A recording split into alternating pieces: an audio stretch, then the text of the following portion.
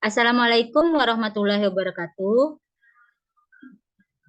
Di sini kami dari kelompok 4 ingin memaparkan tentang prinsip pengajaran dan asesmen yang efektif di sekolah menengah di SMA Negeri 9 Palembang. Adapun anggota kami yang bernama Adelia, Eman, Rika, dan saya sendiri Suci. Oke. Oke, selanjutnya. Oke, di sini kami akan membahas pertanyaannya tentang mencermati dan memilih capaian pembelajaran sesuai dengan jenjang sekolah SMA Negeri 9 Palembang, di mana Anda akan melaksanakan praktek tersebut.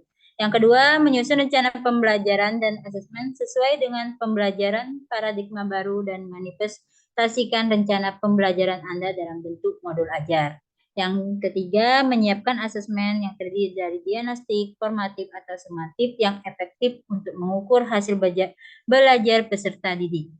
Selanjutnya.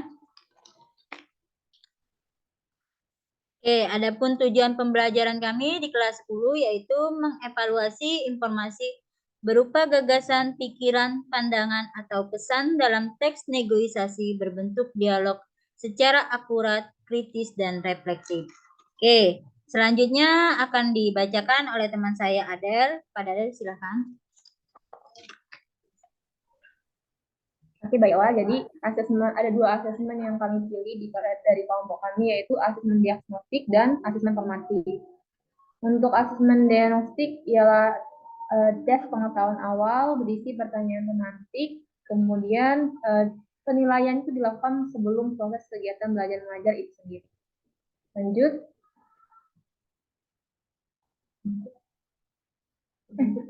Terus yang kedua ada asesmen formatif. Asesmen formatif terdiri dari 3. Yang pertama penilaian sikap, kemudian penilaian pengetahuan, dan yang berikutnya adalah penilaian keterampilan. Nah, untuk asesmen formatif sendiri dilakukan pada saat kegiatan belajar mengajar itu berlangsung. Terus,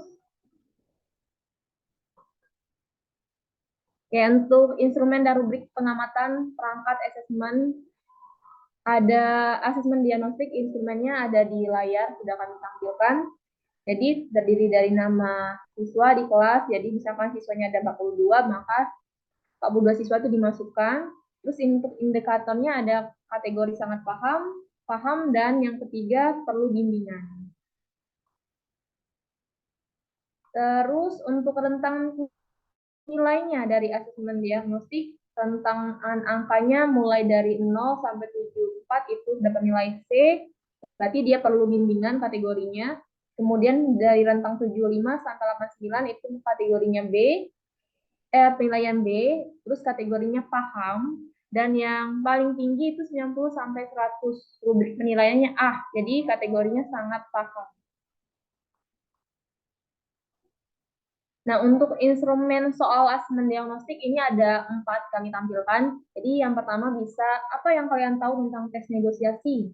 Kemudian nanti suruh jelaskan itu apa tes negosiasi. Kemudian pertanyaan yang kedua bisa, mengapa tes negosiasi itu perlu dipelajari? Terus yang ketiga, bagaimana cara bernegosiasi yang baik dan gimana negosiasi dapat dilakukan? Nah, ini termasuk pertanyaan pemantik di awal pembelajaran. Itu asesmen diagnostik yang dilakukan. Selanjutnya.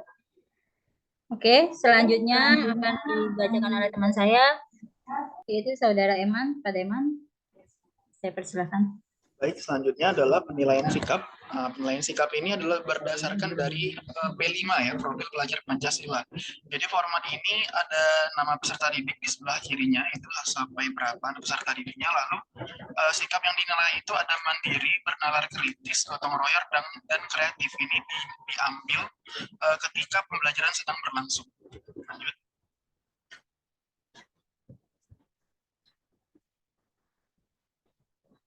Lalu penilaian informatifnya itu ada LKPD. LKPD ini kami terapkan saat pembagian kelompok. Jadi setelah mereka melakukan percakapan di depan kelas, mereka akan kami arahkan menjawab 10 pertanyaan ini.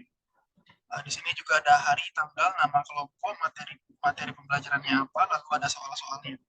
Lanjut.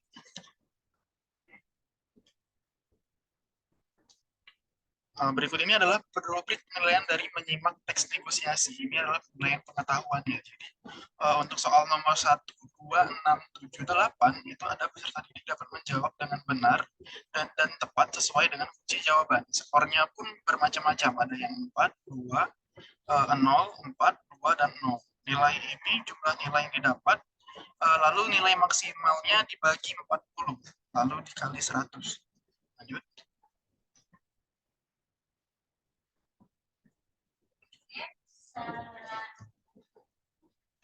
Oke, selanjutnya akan dibacakan oleh teman saya Rika kepada saudara Rika. Saya persilakan. Oke, terima kasih. Jadi rentang nilai asesmen formatif ini masih berkelanjutan dengan LKPD yang sudah diberikan kepada peserta didik. Jadi rentang angka, jadi kalau kurang dari 54 itu rubrik penilaiannya D dengan kategori cukup. Kemudian untuk rentang angka 55 sampai 69 itu rubrik penilaian C dengan kategori cukup. Kemudian rentang angka 70 sampai 84 itu rubrik penilaiannya kategori B dengan kategori baik. Dan 85 ke atas maksimal dengan skor maksimal 100 itu rubrik penilaian A dengan kategori sangat baik. Nah, ini selanjutnya ada penilaian presentasi yang dilakukan oleh peserta didik secara berkelompok. Nah, jadi ada aspek penilaian. Nah, ini ada nama-nama peserta didik. Jadi aspek penilaian di sini ada kelancaran, kelengkapan informasi, kebenaran isi, dan ada nanti total nilai yang akan diperoleh peserta didik untuk pada penilaian keterampilan ini. Nah, ini rubrik penilaian presentasi. Jadi ada pedoman skor pada aspek penilaian. Yang pertama itu kelancaran. Jadi ada kriteria bisa dilihat pada tampilan slide ini. Jadi ketika peserta didik itu sangat lancar menyampaikan isi teks, ini memperoleh skor 85 sampai dengan 100. Kemudian cukup lancar menyampaikan isi teks, memperoleh skor 70 sampai 84. Kemudian ada kurang lancar menyampaikan isi teks itu 55 sampai 69 dan tidak lancar menyampaikan isi teks itu memperoleh rentang nilai dari 54 sampai 40. Kemudian juga ada kelengkapan informasi. Jadi ketika peserta didik dapat menyampaikan isi teks ini secara lengkap, itu akan memperoleh poin maksimalnya itu 100 sampai 85. Nah, nanti kemudian ada yang kategori ketiga juga kebenaran isi. Jadi pada kebenaran isi ini akan memperoleh nilai dengan rentang nilai 85 sampai 100 jika isi teks yang disampaikan itu semua benar, kemudian 70 sampai 84 jika isi teks yang disampaikan hampir benar semua, dan 55 sampai 69 itu jika isi teks yang disampaikan separuh yang benar, dan rentang nilai 54 sampai 40 itu jika isi teks yang disampaikan sebagian besar itu salah. Oke, terima kasih. Itu presentasi dari kelompok kami, kelompok 2. Sini, Bu. Oke, terima kasih. Ini presentasi dari kelompok kami tentang asesmen. Nah, di sini ada pertanyaan dari kelompok 5 yang ingin bertanya tentang apa yang kami sampaikan, apa kami paparkan, yaitu pertanyaannya tentang mengapa pada instrumen presentasi itu penilaiannya dilakukan individu, bukan kelompok. Nah, di sini yang menjawab yaitu saudara saya Adel. Kepada Adel, silahkan. Oke, untuk pertanyaannya, kenapa kami hanya menampilkan penilaian kan kelompok, padahal ini kan kelompok harusnya, tapi ditampilkan hanya penilaian secara individu.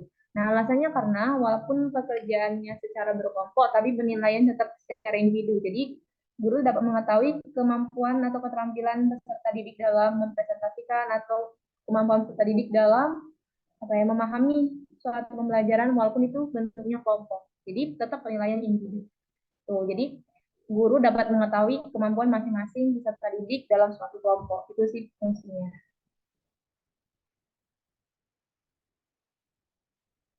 Ada yang ingin menambahkan atau cukup? Oke, demikian presentasi kami. Kami ucapkan terima kasih dan sampai ketemu lagi.